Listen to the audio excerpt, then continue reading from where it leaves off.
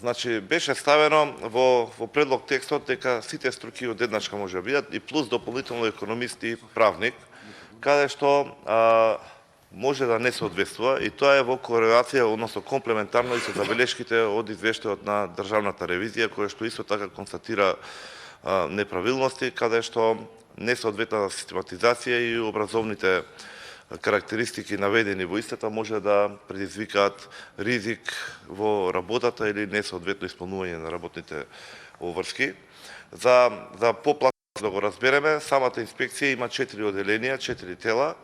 каде што секој од својот аспект врши соодветен надзор и инспекции. Значи делот за лифтови, дигалки, жичари, делот за геологија и рударство, делот за садови и транспорт на садови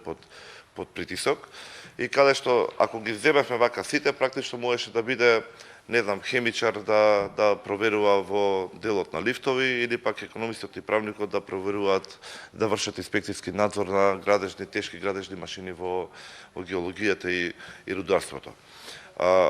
Овој амандман што го предлагаме всушност е комбинација од претходното законско решение и законското решение од 2008 година, каде што практично компетенциите и карактеристиките образовни што се потребни за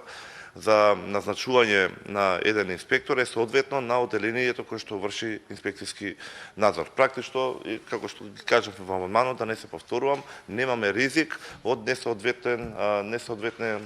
образован потенцијален инспектор да завземе место и да врши несоодветен инспекцијски надзор, имајќи предвид, повторно ќе кажам, дека станува збор за садови под притисок, тоа се танкови, тоа се резервари, кои што многу често, односно најчесто и речиси секогаш имаат опасни материи, АДР материи, што се најчесто и експлозивни материи. Дали е тоа хлор, газ, гориво, нафта и така натаму. Сметаме дека овој амандман ги опфаќа и мислењата на стручната јавност и на инспекторите кои што ги контактиравме, исто така опфатени се и